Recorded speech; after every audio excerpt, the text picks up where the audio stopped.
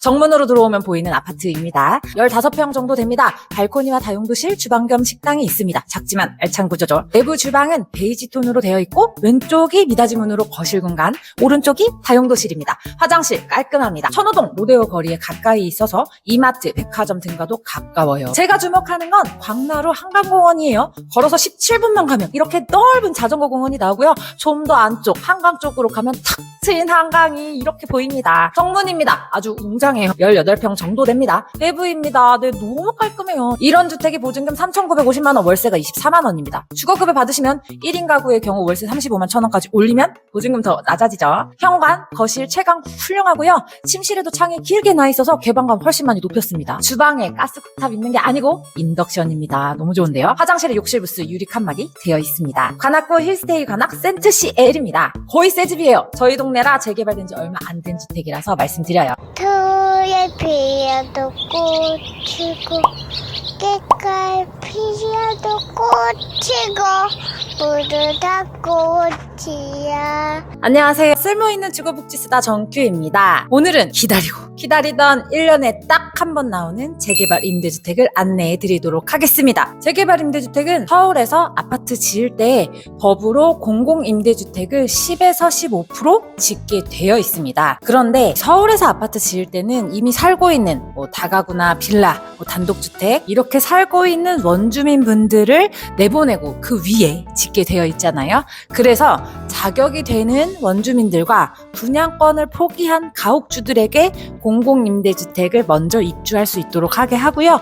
그 이후에 공가가 나오면 이렇게 우리에게 기회가 돌아오는 겁니다. 재개발 임대주택은 건설사와 조합이 합동으로 재개발하는 형태라서 지자체의 재정이 들어가지 않아요. 이게 국민임대랑 다른 점이죠. 그래서 같은 평형이더라도 조금 더 작게 나오기도 합니다. 하지만 보증금이 900만원, 월세 10만원대부터 최근 지어진 아파트는 보증금 3천만원에 월세 20만원으로 금액은 아파트 중에서 두 번째로 합리적입니다. 6년 살 수 있었다가 8년, 12년, 20년 그리고 최근에는 계속 거주 요건만 맞으면 영구적으로 거주할 수 있는 재개발 임대주택 주택 먼저 보시도록 하겠습니다. 중구에 있는 서울역 센트럴 자이입니다. 1호선 서울역과 도보 13분이에요. 서울역 주변이니까 주변 생활권은 말해 뭐해요? 생활권은 물론이고 초중고등학교 가까이 있습니다. 송기종 체육공원도 있네요. 운동하면 좋겠어요. 39형 공고 나왔습니다. 거실과 침실이 분리되어 있어요. 보통은 침실 2개로 쓰시기도 합니다. 15평 정도 됩니다. 발코니와 다용도실, 주방 겸 식당이 있습니다. 작지만 알찬 구조죠.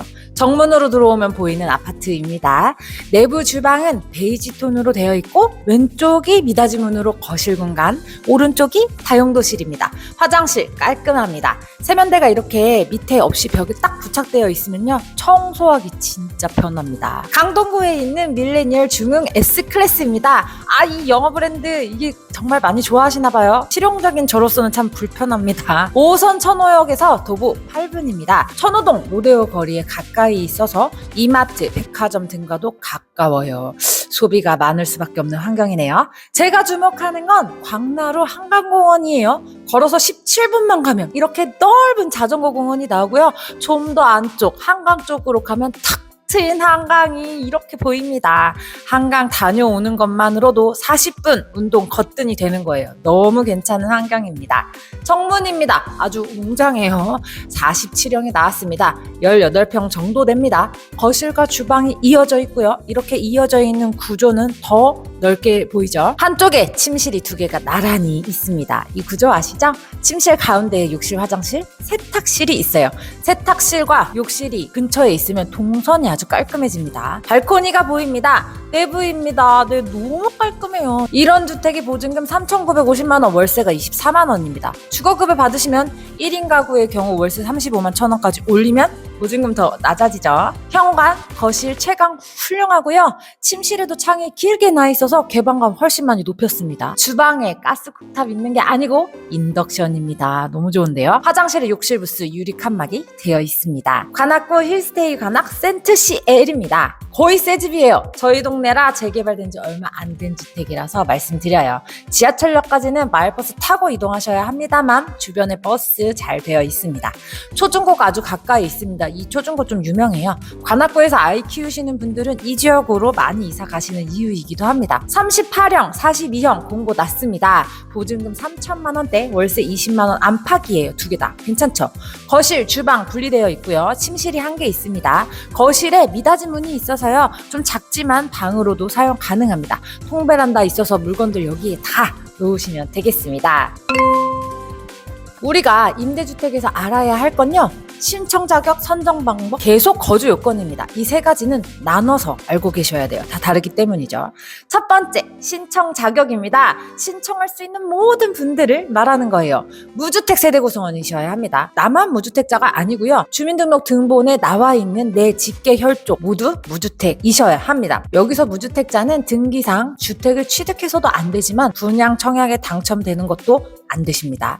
신청자는 만 19세 이상의 성년자셔야 하고 외국인 안 되세요. 1순위 소득, 월평균 소득 50% 이하셔야 합니다. 1인 가구는 70%, 2인 가구는 60%의 소득을 봅니다. 여기에서의 소득은 내 근로소득, 사업하면 사업소득, 정부에서 받는 수당이나 수급비 혹은 실업급여, 부모님 기초노령연금 같은 공적 이전 소득을 모두 다 포함합니다. 자산 봅니다. 3억 3,700만 원 이하셔야 하는데요. 여기에는 주택이 아닌 부동산, 뭐 상가나 오피스텔 같은 거겠죠. 도로나 공공부지, 주식, 보험, 채권, 자동차가액 다 포함되어 있습니다. 전세 살고 계시면 이 전세금도 여기에 포함이 돼요. 이 하층 금액에서 부채를 제외한 금액이 3억 3,700만 원이셔야 한다는 거고요. 자동차 따로 봅니다. 엄청 올랐네요. 4,563만 원 이하입니다. 자동차 가액이 올해 나온 국민임대나 공공주거환경 임대주택보다 1,000만 원이 넘게 올라서 완화됐어요. 요건이. 이 자동차 가액은 보험개발원 홈페이지에 들어가시면 내 차의 연식과 차종을 입력하시면 확인하실 수 있습니다. 굉장히 많이 올랐네요. 이렇게 무주택 세대 구성원, 성년자, 소득과 자산에 따라 신청자가 정해져요. 신청하는 모든 분들께 임대주택이 제공될 수 있는 그날을 기대하지만 우리나라 임대주택, 특히 이렇게 건설되어 있는 임대주택은 전체 부동산 시장에서 채 6%가 안 됩니다. 그러니까 신청 자격도 까다롭지만 거기에서 또 선정까지 해야 해요. 정말 헬게이트죠. 특히 도시에서는 임대주택 좀 많이 지어야 하는데요. 네, 선정 방법 안내해 드리도록 하겠습니다. 가점제, 추첨제 두 가지가 있어요. 1순위 신청하시고 그분들 중에 가점이 높으신 분들을 먼저 선정하는데요. 동점자가 굉장히 많아요. 이 동점자는 추첨으로 뽑습니다. 그러니 내가 커트라인이 넘었다고 다 선정되는 건가요? 아니죠. 추첨자가 함께 있기 때문에 내 운도 같이 따라야 한다. 따라서 제 영상 좋아요 눌러주신 분들과 제가 상담하는 모든 분들께 저희 주거복지센터는 모두 물 떠놓고 빌고 또 빌고 있습니다. 좋은 기운 다 가시라고요. 신청자 나이가 50세 이상이면 3점, 부양가족수 3명 이상이면 3점. 여기서 부양가족수는 미성년 자녀 이런 거 아니고 나 외에 주민등록 상해 세대원을 말하는 거예요. 미성년 자녀가 3명 이상이면 3점 이렇게 따로 있죠. 서울시 연속 거주기간이 5년 이상이시면 3점. 이 연속 거주기간은 내가 서울에 마지막 전입신고를 한 후 지금까지예요. 서울에서 산 총 기간이 아닙니다. 만 65세 이상의 부모님을 1년 이상 세대원으로 함께 살고 계셨다면 3점. 청약저축 60회 이상 납입하면 3점이에요. 청약저축 60회, 횟수입니다. 금액에 대한 내용 있나요? 없어요. 임대주택에서는 횟수가 가장 중요합니다. 90% 이상의 횟수만 봅니다. 청약 넣은 기간 아니죠. 넣은 횟수입니다. 여기에 중소기업 중에 제조업체 종사자, 건설근로자 등등 추가로 가점 드리는 거 확인해 주세요. 생계의료 수급자분들, 일본군 위안부 피해자분들, 한부모 가족, 북한 이탈 주민 등등등등에는 4점을 가점으로 드립니다. 특히 지역자활센터에 참여하고 계신 분들 꼭 재개발 임대주택 신청하시면 좋겠어요. 여기서 잠깐, 여기 보시면 영구임대주택에 거주하는 자충 청약저축 가입자라고 되어 있죠. 임대주택은요, 내가 임대주택에 입주해도 그 기간을 다 채우지 않고 다른 임대주택 신청해서 이사하실 수 있습니다. 국민임대주택 살다가 내 식구수 줄어들면 재개발 임대주택 신청해서 선정돼서 입주하실 수 있고요. 이렇게 영구적으로 살 수 있는 임대주택은 대치성 부동산 아니면 좀 노후도가 높습니다. 그럴 경우에 청약저축 막 넣어서 재개발 임대주택으로 신청해서 이전할 수 있어요. 가점이 무려 4점이잖아요. 다른 유형일 경우 임대주택은 이렇게 충분히 내가 살고 있어도 신청할 수 있다. 확인 한번 해주세요. 국민임대에서 국민임대로 가는 건 감점이 있고요. 행복주택은 행복주택으로 신청 가능한데 거주기간이 내가 살고 있는 만큼 차감이 됩니다. 신청 못하는 게 아니죠. 그러니까 이렇게 하려면 우리 임대주택에 입주해서 청약주택 깨야 할까요? 절대로 아닙니다. 깨시지 않습니다. 언제까지? 내가 요양병원 들어갈 때까지 가능하다면요. 또 하나, 입주하실 때까지 신청 자격 요건과 가점 받으시는 요건들 그대로 유지하셔야 돼요. 제가 교육을 갔는데 교육 가서 만나신 분 중에서 부양가족수 이전 받으셨는데 자녀분들이 입주하시기 전에 이사하신 거예요. 그래서 결국엔 탈락하셨습니다. 정약도 마찬가지지만 잊지 마시고 입주 전까지 꼭 그 자격 유지하시는 거 기억해 주세요. 11월 4일 화요일부터 7일 금요일까지 1순위 접수입니다. 2순위 접수는 11월 11일 화요일 오전에 공사에서 접수를 받겠다라는 게 홈페이지에 게시가 되면 그때 확인하시고 신청하시는 거예요. 2순위까지 나기 쉽지 않은 공고 유형이 재개발 임대주택이긴 합니다. 서류 제출 대상자 발표는 11월 25일 화요일 홈페이지와 ARS를 통해 확인이 되시고요. 문자 안내도 하고 있습니다. 최종 당첨자 발표는 26년 내년이죠. 4월 23일 목요일 오후 3시 이후 홈페이지와 ARS를 통해 확인하실 수 있습니다. 유의사항! 예비 입주자 뽑습니다. 예비 입주자로 당첨되시면 2027년 4월 23일 1년 정도 그 지위가 유효합니다. 이 말은 그때까지 연락 안 오면 탈락되시는 거예요. 여기에서 유의하셔야 될 거는요. 이 기간 내에 이사를 가시거나 연락처가 바뀌면 꼭 공사에 연락을 해두셔야 한답니다. 그렇지 않으면 공사에서 예비로 선정됐다는 연락을 드릴 길이 없어요. 그리고 따로 찾지 않습니다. 바로 다음 순번으로 넘어가게 되니까 잊지 마시고 변경이 되시면 공사를 연락 꼭 하셔야 하고요. 임대주택은 2년에 한 번씩 재계약을 합니다. 이때 확인하는 것이 계속 거주 요건인데요. 무주택 상태를 꼭 유지하셔야 합니다. 최근에 제게 메일 주신 분이 직업으로 경매를 하셨다가 퇴고 통보를 받으셨어요. 이 무주택이라는 게 자신이 사는 집만을 말하는 것이 아닙니다. 유주택자의 무주택 요건이 있습니다. 거기에 생계수단으로서 경매를 할 경우 제외한다? 이런 거 없어요. 이런 항목. 따라서 내가 생계를 위해서 경매를 할 수는 있겠지만 임대주택에 사실 경우 이 직업은 절대로 가지시지 않으셔야 합니다. 물론 어렵지만요. 네. 여러분, 이 지금이라는 게 혹시 얼마를 말하는지 아시나요? 뇌과학적으로는요 3초를 말한다고 합니다. 우리가 느끼는 지금, 이 지금은 3초 정도까지만 지금이라고 얘기를 한다고 해요. 그리고 우리 몸은 3개월에 한 번씩 세포가 바뀌죠. 지금 있는 제 몸은 3개월 전에 먹고 마시고 운동하고 사랑했던 몸의 결과라고 합니다. 운동을 시작하면요 근육은 9개월 만에 변화가 되고요.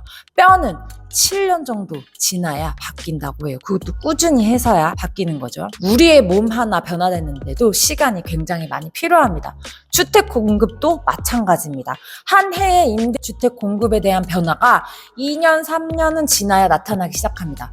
예산을 편성해야 하고요. 집을 리모델링을 하든 짓든 해야 하고요. 그리고 공고가 나기 위해 공사에서 세팅을 해야 되고 신청하고 입주까지 하는 그 시기가 최소 2, 3년, 최대 5년은 걸립니다.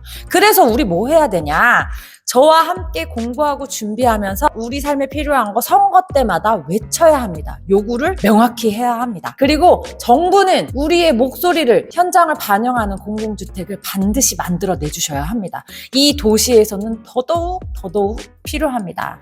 전세대출 정책들, 다양한 부동산 정책과 함께 많이 나오고 있는데요. 이와 더불어 공공임대주택 확대 소식이 없어서 지금 너무 안타까운데요. 매입임대 공급량 확대, 정말 획기적인 확대 꼭 필요하다는 거 내년 지방선거 후보자님들께 말씀을 드리면서 영상 마무리하려고 합니다. 더 궁금하신 사항 후보님들도 마찬가지고요. 댓글로 남겨주시고요. 성심성의껏 답변을 드리고 있습니다. 내게 맞는 임대주택, 임대차 계약, 전세 사기 예방 등등 궁금하신 거 메일 주세요.